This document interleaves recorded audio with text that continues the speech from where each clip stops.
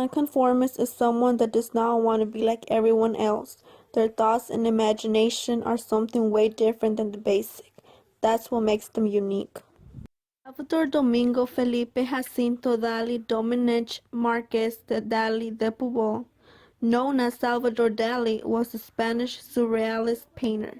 He was the one that brought surrealism alive. Even though he was a successful artist, his life was not as beautiful as many people thought. Salvador Dalí had a personality disorder and a psychotic illness. He was not necessarily diagnosed, but he had the symptoms which made everybody know. Not only that, but he also suffered of unusual sexual behavior, paranoia, and temper tantrums. Many people believe that due to everything he suffered of was what made him a great artist. His ideas were different from the rest, and also let's not forget that after him, no other painter has gotten to the level of imagination as him. How he impacted the world. Dali and his contribution to the history of art is a perfect example for highlighting the fact that abnormality is not necessarily disagreeable, or to be so readily dismissed as a sign of neurological diseases. Throughout Dali's early acclaimed work and Disney's Silly Symphonies, which were short cartoons used as the studio testing grounds for advancing the art of animation. Disney used Dali's work to help with the style to enhance the storybook look for his film Destino.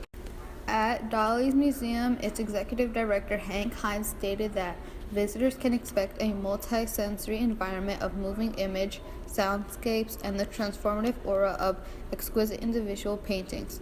Around the best point in his career, Dali was bringing in around $100,000 a week, maybe even more by selling his artwork at what people would call highway robbery at $5,000 per piece. As of around the 1970s, Dali was worth around $10 million. While Dali's mother was pregnant with him, Dali had an older brother. His name was also Salvador.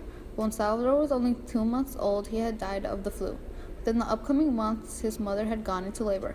They named their second son after their firstborn, Salvador.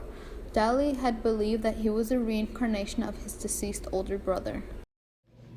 Dali had such an eccentricity to him, wearing clothing and having a public-facing attitude that many would go and call him mad for going out in public dressed like that.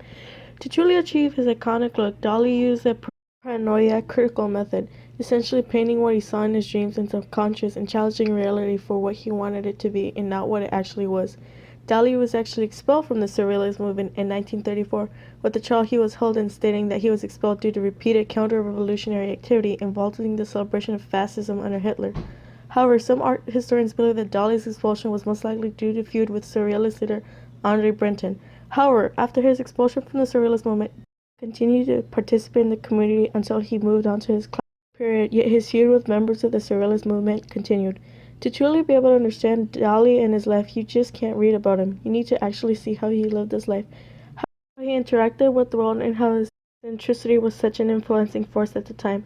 This film will help you delve into his mind and truly see how he saw the world and himself.